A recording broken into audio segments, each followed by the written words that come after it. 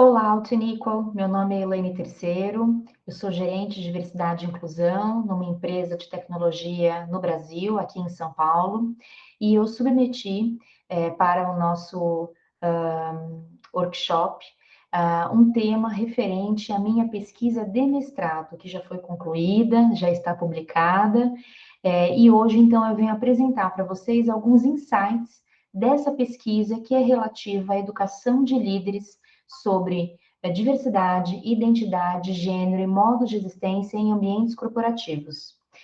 O meu mestrado ele foi realizado também em São Paulo, na Unesp. Eu sou psicóloga e ele tinha como tema educação sexual. E o meu foco foi educação sexual nos ambientes corporativos. Então, eu passo aqui a dividir agora com vocês alguns insights dessa minha pesquisa de mestrado, para que a gente possa, então, discutir sobre novas formas de abordar o tema diversidade e inclusão dentro das organizações sobre a ótica da minha pesquisa. Muito obrigada, é um prazer estar aqui com vocês. Diante dessa apresentação inicial, eu gostaria também de fazer a minha audiodescrição. Eu sou uma mulher branca, de cabelos e olhos castanhos, cabelos um pouco abaixo dos ombros. Eu estou em home office em minha casa. No fundo de onde eu estou sentada, há uma tela, há uma parede com desenhos geométricos nas colorações verde e verde claro. Né? Na minha lateral há uma janela e atrás de mim também, junto a esse fundo dessa parede, há uma poltrona no tom bege. Feito essa minha audiodescrição, vou agora compartilhar com vocês a apresentação para que a gente possa começar, então, a falar sobre todos esses apontamentos ou os ensinamentos que eu tive, né, a partir dessa pesquisa. Só um momento, por gentileza. Bom, creio que agora vocês já estejam vendo, né, a minha tela. Então, o tema, como eu falei, da pesquisa de mestrado, educação de líderes em diversidade, identidade, gênero e modos de existência em ambientes corporativos. Eu sou uma consultora de mercado, uma palestrante, mas atualmente também sou gerente de diversidade e inclusão na Hotmart e já passei por diversas empresas, entre eles bancos, né, e também uma empresa de BPO, Business Process Outsourcing.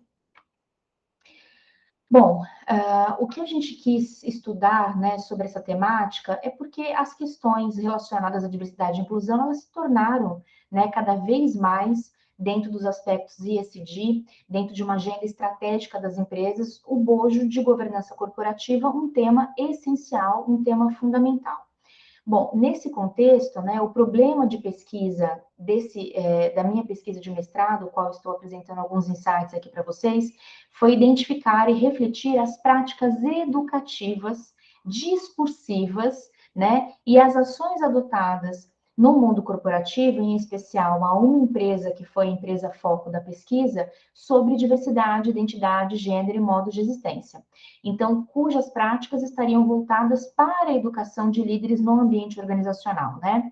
Os procedimentos metodológicos que nós utilizamos, além de, claro, pesquisas de cunho bibliográficos, né? Nós utilizamos um questionário quantitativo, né? Através da aplicação desse questionário com 15 perguntas. A amostra dele foi uma amostra de 956 colaboradores da empresa, o que perfaz cerca de 1,21% de respondentes. É uma empresa multinacional, mas que aqui no Brasil foi o foco da pesquisa, os participantes brasileiros, porque é o maior polo da empresa internacionalmente é o Brasil. E aqui no Brasil ele está presente em diversos estados brasileiros. O norte teórico metodológico utilizado por nós foi a arquegenealogia Foucaultiana, né? Então, análise do discurso. Então, nós recortamos do corpus, né, os principais discursos que trazem à tona os efeitos desse discurso para a vida das pessoas, né? Os efeitos de verdade desses discursos, né? Sobre diversidade, identidade, gênero e modos de existência. Ou seja, como a empresa se comunica e como isso é efetivamente recebido pelos colaboradores e como é interpretado por esses colaboradores dentro desse ambiente organizacional. A partir dos resultados coletados, nós realizamos então a análise discursiva dos corpos principais, dos recortes principais que foram trazidos na pesquisa, E aí a gente pôde, então, verificar como que esse poder, de alguma forma, circular e operatório, por meio linguístico, de comunicação, como ele tinha um efeito, como ele produzia o seu efeito dentro da constituição da própria subjetividade das pessoas, desses colaboradores dessa empresa. A análise dos resultados, já trazendo aqui um spoiler para vocês, ela apresenta para um discurso informativo pouco profundo dos colaboradores em relação ao entendimento efetivo de diversidade e inclusão e as suas implicações na vida das pessoas. Sobretudo, sobre o aspecto que nós estamos trazendo, que é o aspecto de gêneros, identidades e modos de existência das pessoas. Essa empresa é uma empresa que tem um grande número de pessoas autodeclaradas LGBTQIAP+, né? Então, nós queríamos entender também como isso poderia ter ali dentro, junto à educação da liderança ou às relações com a liderança, aspectos também de discriminação e preconceito. É importante ressaltar, né, que dentro da temática estudada, educação sexual no ambiente corporativo, a gente vê que ainda há um grande tabu, há um grande estigma de se falar sobre educação sexual aqui no Brasil, minimamente, tanto no ambiente escolar como no ambiente organizacional, né? E esse autor, né, o Ribeiro, ele traz para a gente que a sua aplicabilidade, ela pode construir para que as pessoas se sensibilizem e passem a entender a sua sexualidade. E a partir, então, da desconstrução de tabus, de preconceitos, de valores que foram enraizados historicamente até por modelos patriarcais. Então, as pesquisas e estudos que têm se realizado sobre esse tema ao longo de mais de 30 anos, inclusive na biografia de Ribeiro, é uma ação pedagógica importante para a construção de um caminho para erradicar preconceitos e discriminações, diminuir a violência sexual e de gêneros e reconhecer positivamente a diversidade. Mas o quanto a gente ainda aqui no Brasil tem uma dificuldade de falar sobre esse assunto, principalmente no momento bastante politizado em que vivemos.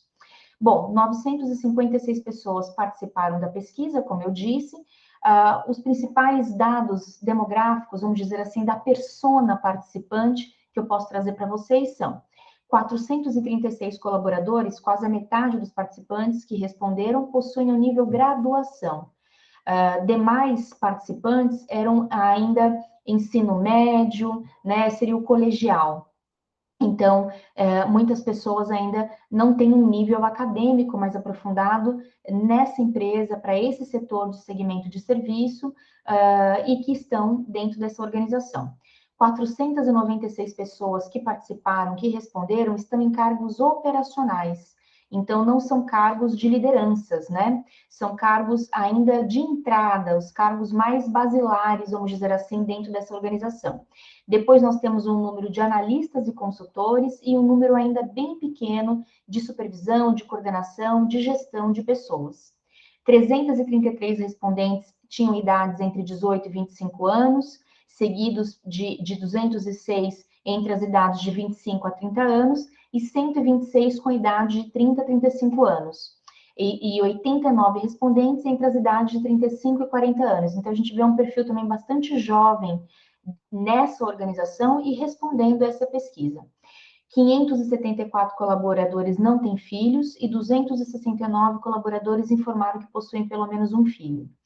70% dos colaboradores participantes estavam situados, apesar de ser uma pesquisa dessa empresa em todos os seus polos no Brasil, grande parte deles estavam situados no estado de São Paulo, compreendendo as regiões de Santo André, São Bernardo, São Caetano e interior de São Paulo e também a Baixada Santista. Bom, os principais resultados, né, que nós queríamos identificar e que nos levaram a esse entendimento, nos mostraram que a empresa ela adota práticas em consonância ao padrão de mercado, no tocante àquilo que visa legitimar o seu papel como uma empresa socialmente responsável, né? Então, ela inclui, né, ela dá oportunidade para grupos minorizados, ela tem ações de comunicação, ela tem ações de treinamento, ela é signatária de todos os principais movimentos no Brasil, ela participa dessas agendas, né? Ela tem, então, muitas políticas e processos internos inclusivos. No entanto, a efetuação destes discursos, juntos a alguns dos seus interlocutores, não demonstrava total efetividade sobre aquilo que realmente a empresa se coloca em termos comunicacionais e aquilo efetivamente que se vê enquanto aplicado como política organizacional. Então, havia uma dissonância que a gente pôde perceber entre essas respostas dos nossos participantes da pesquisa. Nós também queríamos identificar, através de como a empresa faz comunicações e treinamentos de uma forma muito massificada, porque são quase 80 mil colaboradores nessa organização espalhados em todo o Brasil, a gente queria identificar se o discurso que ela utilizava de diversidade e inclusão, de ser uma empresa diversa e inclusiva, era um discurso entendido e compreendido por seus colaboradores, ou se haviam outros discursos, como o discurso jurídico, o discurso religioso, o discurso social, né, o discurso político, que de alguma forma também era entendido por essa população sobre o que é diversidade e inclusão efetivamente. E a gente identificou que 32,7% concordam com a afirmação que consta em todos os materiais comunicacionais da empresa, que diversidade e inclusão é respeitar as diferenças dos outros, somos todos diversos. Então, todo o arcabouço, né, toda a identidade visual de diversidade e inclusão da empresa utiliza essa expressão, utiliza essa frase. E ela foi entendida como sendo o significado de diversidade e inclusão por 32,7% dos colaboradores. Seguida por uma outra que tem um discurso, que é o discurso político, né? Todos os seres humanos nascem livres e iguais em dignidade e direitos e são dotados de razão e consciência e devem agir em relação uns aos outros com espírito de fraternidade. 27,2% creditou a essa frase, né, que é o primeiro artigo, né, da Declaração Universal dos Direitos Humanos, a questão de essa frase ser o significado maior de diversidade e inclusão.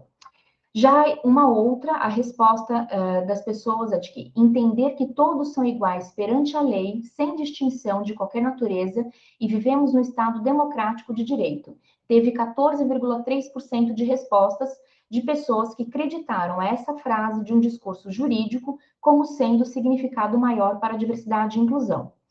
E depois tivemos também um discurso religioso, amar o próximo como a si mesmo, obteve 7,8% de pessoas que acreditam a esse discurso, já que estamos falando de Foucault e análise do discurso, por isso que estamos aqui fazendo, então, associações a discursos, 7,8% acreditaram a esse discurso como sendo o discurso maior de diversidade e inclusão. E 2,7% entendeu que nenhuma dessas frases ou desses discursos são, de fato, aquilo que legitimam aquilo que é diversidade e inclusão para elas. Um dos objetivos era justamente entender a quais discursos de verdade os colaboradores da empresa se identificariam, ou seja, como meio e seus dispositivos linguísticos no qual esse sujeito está inserido, seja na sociedade ou dentro da organização, poderiam interferir na constituição do seu saber, né? Remetendo-nos à trilogia do ser saber, ser poder e ser ética, como nos traz Michael Foucault em suas obras de 1979. No quesito preparo da liderança, que é o ponto-chave, educação de líderes, para a gestão de pessoas diversas, incluindo as populações, as pessoas LGBTI+, 571 pessoas responderam sim. Acreditam que os líderes estejam absolutamente preparados para lidar com as pessoas em suas singularidades, em suas pluralidades. 130 pessoas responderam que não, que os líderes não estão preparados. E 255 colaboradores, o que nos chamou fortemente a atenção é que 26,7% optaram por não responder essa questão. Eu prefiro não responder. Então, isso começou a nos chamar a atenção em várias perguntas do questionário, principalmente nessas perguntas de percepção. Uma outra pergunta que foi feita também nessa linha, quanto à opinião dos respondentes sobre o respeito à diversidade através de práticas de não discriminação, seja no recrutamento e seleção, na admissão das pessoas, nas condições de trabalho, nos benefícios que são oferecidos a ela e no respeito à sua privacidade ou até mesmo em relações de assédio, independentemente do gênero, da orientação afetiva e sexual das pessoas. 64% dos respondentes disseram que sim, o respeito, a diversidade, ele prevalece dentro da organização. No entanto, mais uma vez, 21% dos respondentes silenciaram-se e colocaram prefiro não responder essa questão. E isso, como eu disse para vocês, foi cada vez mais nos chamando a atenção. Uma das frases, inclusive, qualitativas que foi colocada por um dos respondentes foi: não, eu já vi supervisor que dá preferência na contratação de pessoas negras e gays. Ou seja, houve discriminação no ato da contratação.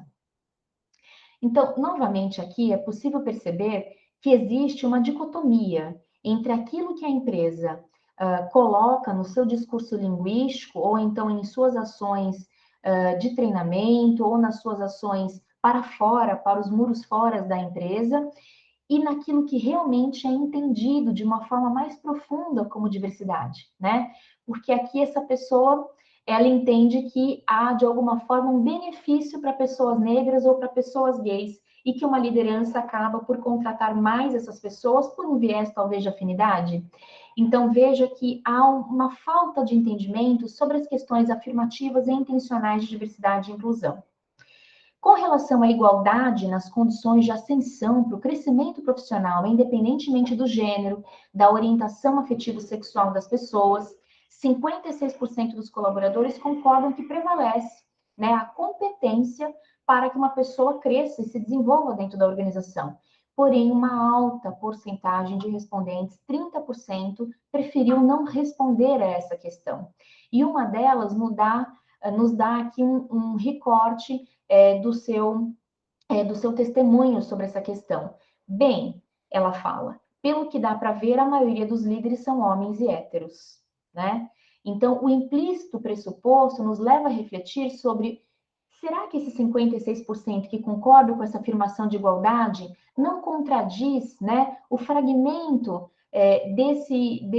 dessa frase colocada por uma das pessoas, né? Qual é o entendimento de fato sobre diversidade e, sobretudo, sobre inclusão dentro dessa organização, já que as pessoas não estão representadas também em cargos de liderança?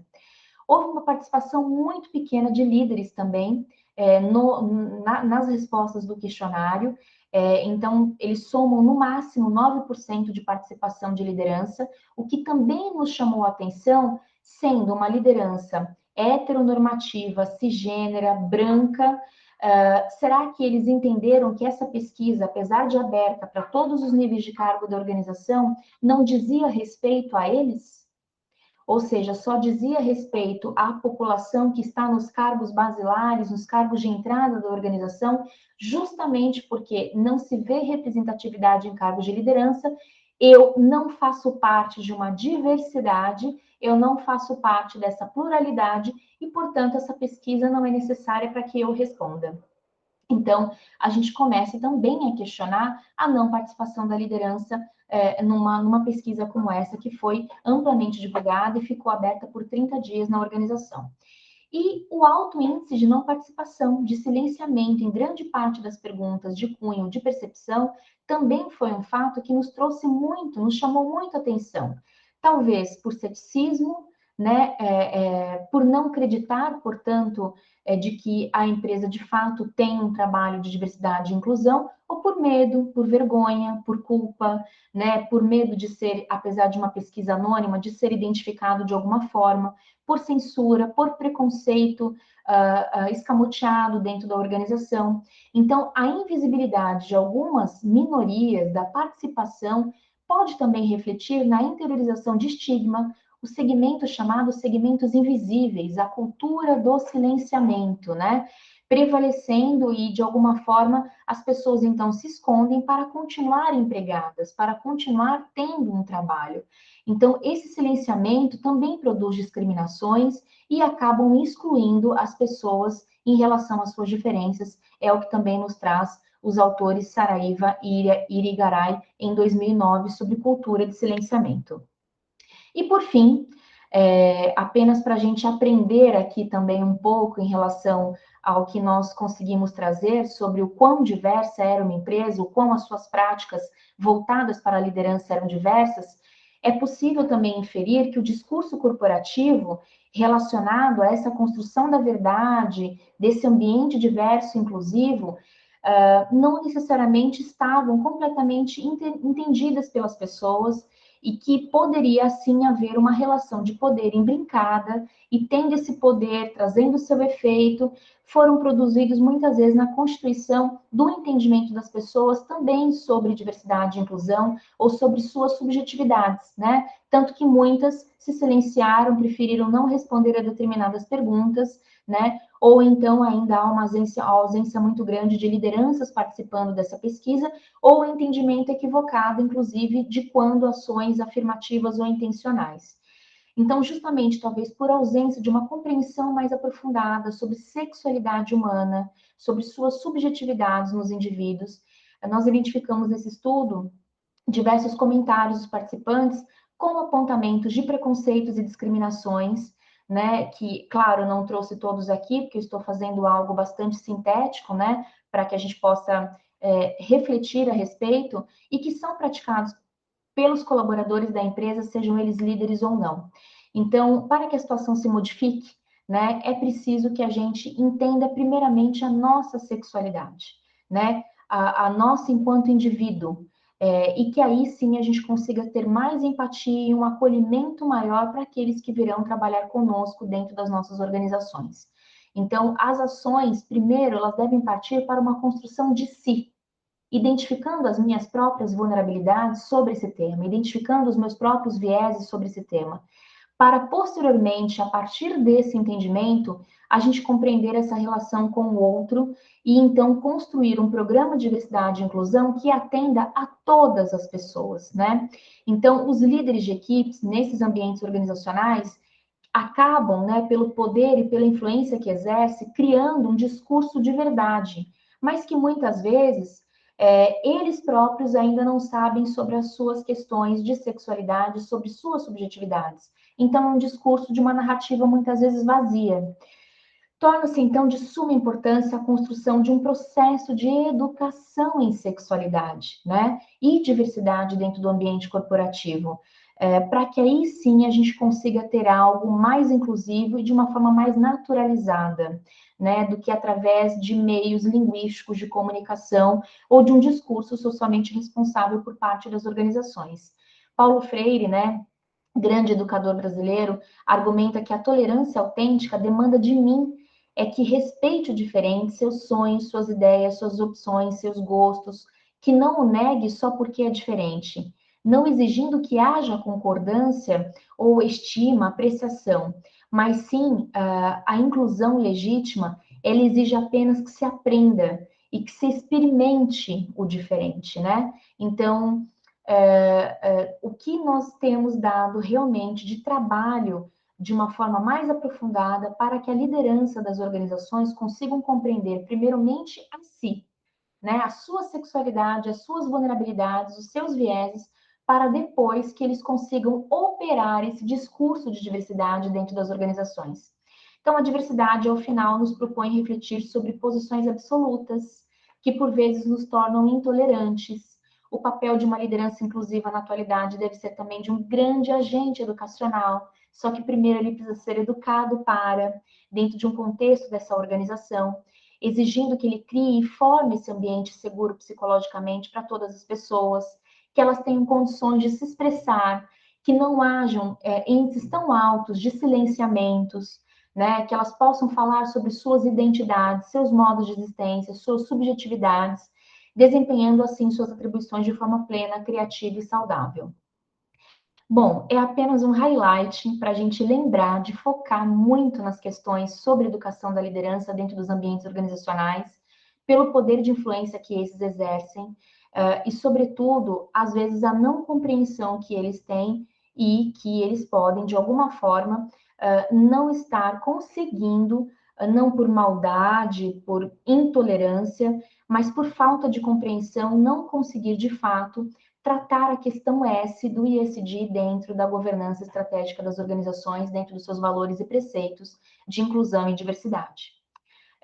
Bom, a minha tese toda, a minha pesquisa completa está nesse repositório da Unesp, destacado para vocês o link. O e-book também que foi realizado dessa dissertação completo também está disponível. Então, fico aqui com vocês apenas para esses insights, para a gente pensar sobre o quão muitas vezes é dissonante o discurso praticado pela organização e aquilo que é interpretado pelos colaboradores da empresa. Muito obrigada e até mais. Uma ótima oportunidade de reflexão a todos nós.